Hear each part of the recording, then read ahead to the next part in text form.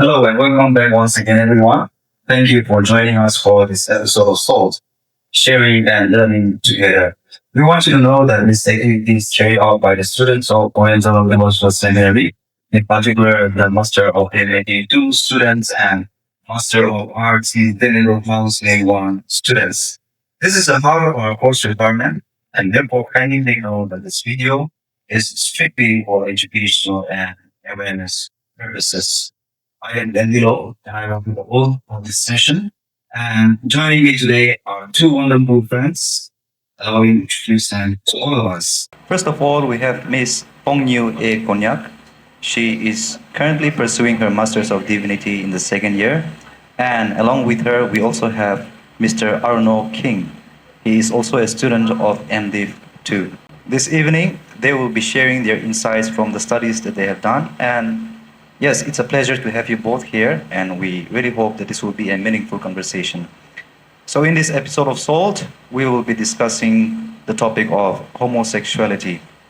Now, for centuries, society, and especially the church, has always understood gender as simply male and female. That's not to say that there were not people who felt attraction to those who were of the same sex. There always were, but even though that was quietly tolerated, it was not socially accepted. All of this began to change in the last century when people began to open up about their identities as being homosexuals. This movement grew and more people began to join in. And today we have people identifying themselves as bisexual, non-binary, queer, and so on. What was once dismissed as something that is irrelevant has now become one of the most debated issues of our time. And so as church and Christian leaders, we cannot choose to remain ignorant. We need to stay informed, and we must confront this issue that is right at our doorsteps. But we must also caution ourselves that as we do this, we need to do it with love and with grace. Above all, we need to find ways to help those people with both grace and wisdom. So as we begin this conversation, we want to invite all of you to join us to listen and think how we can respond to this pressing issue with both truth and love. Now, coming to our friends, in both of your papers, you gave some very good definitions on homosexuality. But when we hear that word, people don't always think the same thing. For some, it could just be an attraction that you feel towards someone. For others, it could be more in terms of behavior. And still for others, it could be a case of identity issue. And sometimes, that can make the conversation confusing. So before we go any further, can you maybe help us to understand what do we really mean when we say that someone is homosexual? Okay, in today's world, people mostly talk more about LGBTQ plus more than we talk about homosexuality, because homosexuality simply means being attracted to the same sex, which are the lesbians and gays. But in today's world, it is not just about lesbians and gay, but we have more than that. We have the bisexual, those people who get attracted to both men and women, and we also have the transgender who thinks that their gender is different from the ones they were born with. And we also have the queer who is unsure of their orientations and gender identity. So the list of LGBTQ plus goes on. So when we talk about homosexuality, Mark Yarhouse, a psychologist, explained it in 3 levels. The first levels are those people who feels attracted to the same sex, but their feelings does not last for long. They might choose to keep the relationship open or closed, but that does not mean that their relationship will last. And in the second level, we have those people whose attractions last for long, and they also might choose to keep their relationship sacred or open, but it does not mean that they will act according to their feelings. And in the third level, we have those people who choose to openly reveal themselves as gays and lesbians, and they choose to build their lives around it. So in simple terms, homosexuality means being attracted to the people of the same sex. Yeah, thank you, Pongyu, for sharing your thoughts. Now, coming back to Arno, You mentioned that homosexuality has become one of the most openly debated issues in the world today. But it was not always like that. For a very long time, it was something that people they rarely talk about. So, can you talk us through how it moved from being something that was so private to becoming such a major issue, not just in the society but even for the church? Okay, for many years, homosexuality was hidden because of fear, cultural taboos, and also because of church condemnation. Those who felt the same-sex attraction often lived in silence. However, in the 20th century, the civil rights movement and the sexual revolution, and also the removal of homosexuality from the list of mental disorder gave LGBTQ people greater visibility and also dignity. Legalization and growing acceptance also allowed them to speak openly and also freely. As a society grew more accepting, the church could no longer ignore the issue but had to respond to it. Some of them they held to traditional teachings, which is homosexuality is a sin, while the others accepted it, and which led to debates and also new interpretation of the scripture, and this also led to church split, and the political and generational differences also deepened this divide. The progressive they pushed for equality, while the conservative they restricted it, and the younger generations became more affirming than the older ones. These tensions have made homosexuality one of the most pressing issues in both the context of the society and the church. Yeah. Thank you so much for sharing your thoughts. I think what you have said also really helps us to understand how this movement came into being and how it developed over the years. Now, when it comes to the Christians' response to homosexuals, we know that there are two broad groups. For instance, the conservatives, they would say that this is not biblical, and they would condemn homosexuality. On the other hand, we have the liberals who would say that the scripture is being misquoted. And so, can you help us in explaining these two perspectives for us, and also tell us why people on both of these sides feel so strongly for the opinions that they hold? There's actually many books and articles written on homosexuality in order to find its biblical teachings, and but there are many conflicting conclusions as well. So there are this group of people who believes that the scripture condemns homosexuality. For them, they believe that God created male and female for procreation. It also points to the story of Sodom and Gomorrah, where God destroyed the city completely in his wrath because of their sins of homosexuality and sexual immoralities. And we also have another group, another believers who believes that the Bible does not talk mostly about homosexuality. So it should not be a major issue of today's world. For those people who believes that the Bible does not condemn homosexuality, for them, the Christians who believes that the Bible condemns homosexuality, they are just misreading it. The stories of Sodom and Gomorrah, it is not actually about homosexuality, but it is more about the inhospitality and the violence, where the people refuse to show kindness and welcome the strangers.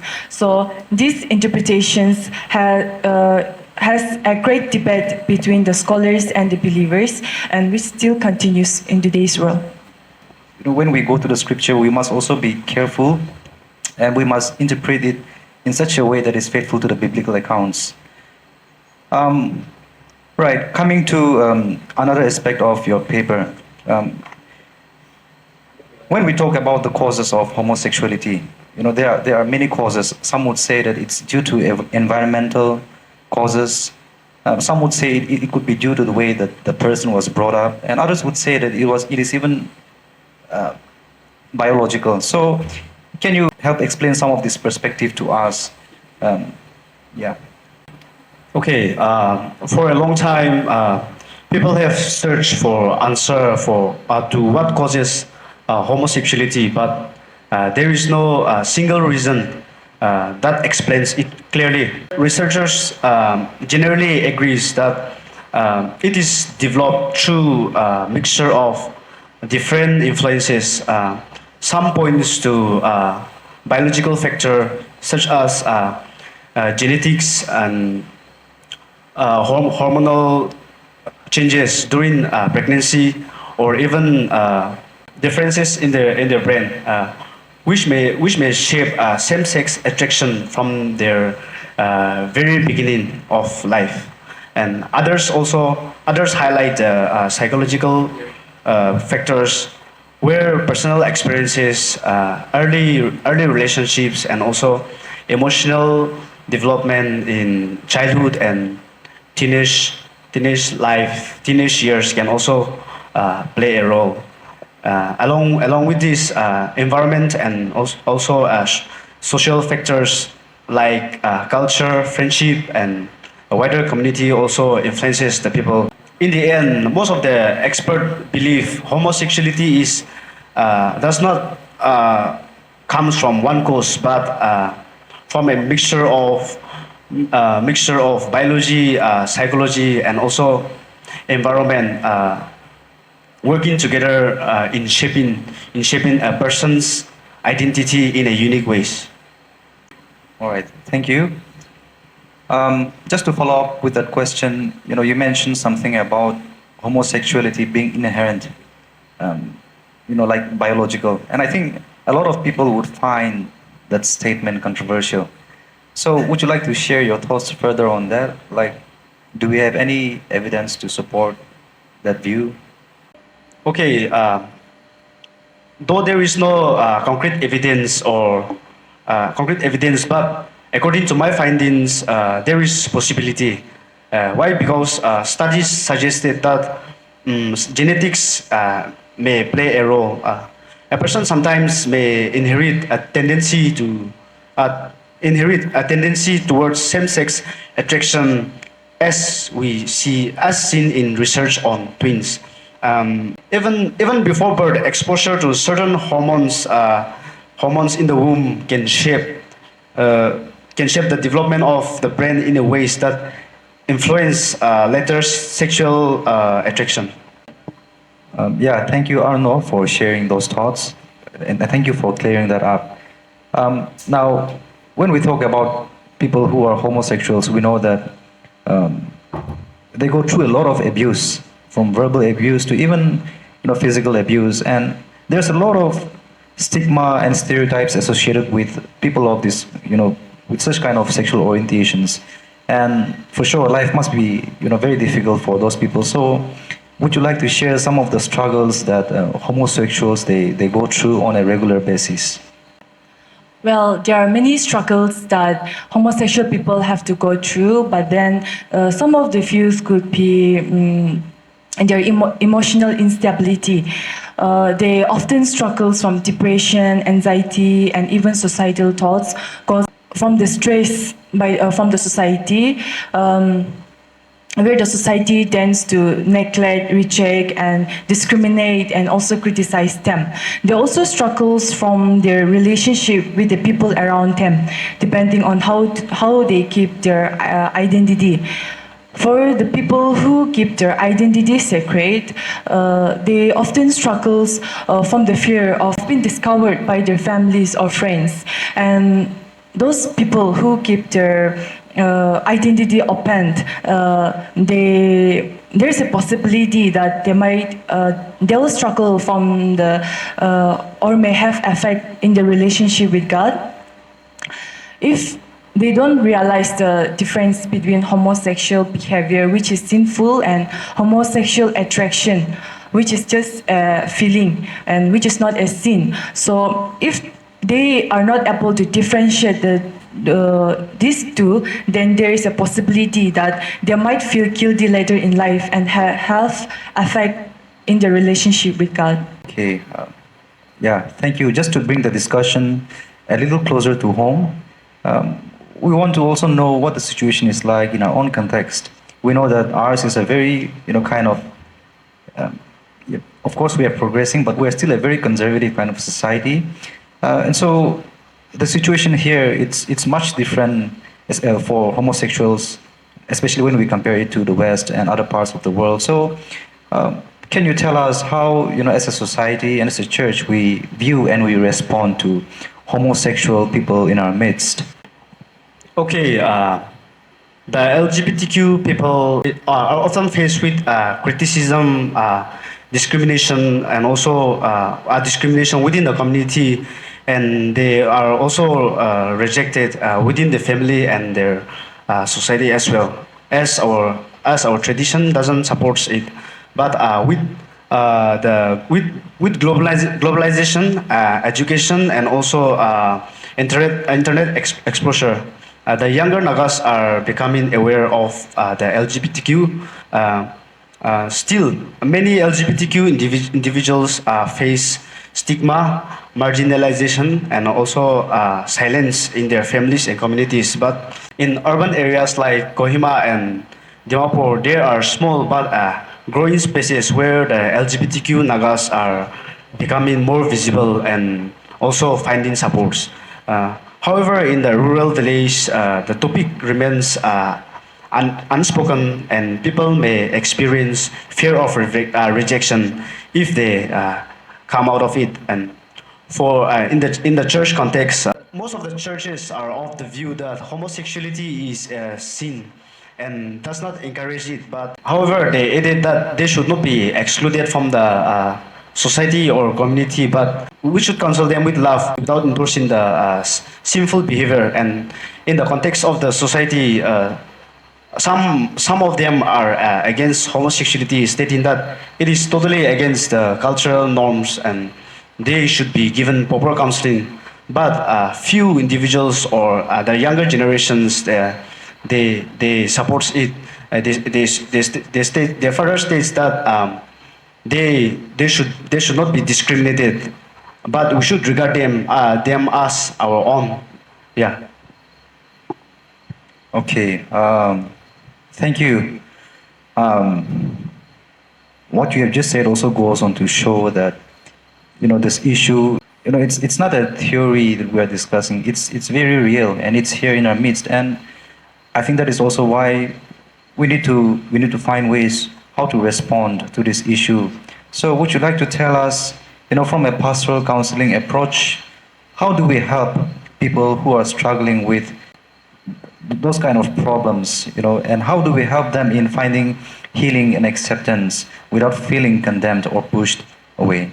So, first of all, when we talk about pastoral counseling, it is not about finding solutions to their problems, but it is more about helping them to see their situations clearly and also to help them make thoughtful decisions. So, when we talk about pastoral counseling in homosexuality, the pastor should first of all be able to create a safe space so that the client is able to feel safe and build trust to open up without fears of being judged, and the pastor should also be able to journey along with them in their pains and struggles and help them discover God's presence in the midst of their struggling. And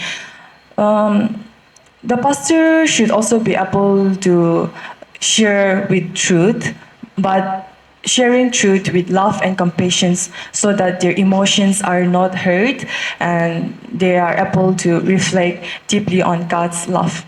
Supplementing to her, I just want to add that pastoral counseling must not be a one-time counseling, but an ongoing relationship.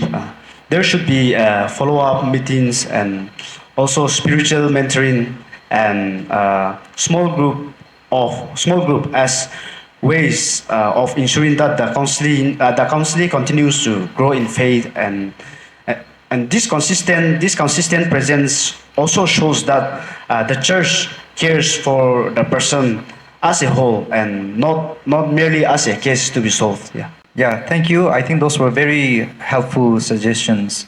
When we talk about helping people, homosexual people, I know that this is something that's still very new for us, and we are trying to navigate our way, trying to find ways on how we can respond to this issue. And our context being a very conservative one, sometimes those things may not translate very well in reality, and yet we have to keep trying. After all, each one of them, there are people who are deeply loved by God. And so instead of responding by judging them or looking down on them, I think we have to respond in love. We will have to wrap things up from here. Thank you both Arno and Pongyu for joining us this evening and for sharing your thoughts and insights with us. And of course, to everyone who is watching from home, I know that this kind of conversations can sometimes be difficult and may even make us uncomfortable, but sometimes, it's necessary that we have such conversations if we want to know how we should respond to this issue. And I hope that, our conversation today has given all of us something to think about. With everything that is happening around us today, the question of identity will continue to come up. And the answers to these questions may not always be easy, but let us keep reminding ourselves that behind every debate is a real person, a person who is deeply loved by God. Therefore, as we continue to wrestle with this issue, I want to leave all of us with the following thoughts. How do we extend God's love without compromising the truth as we help these people? How can we be both courageous and compassionate in such a time as this? Thank you once again, everyone, for joining us. Until next time, take care and God bless you.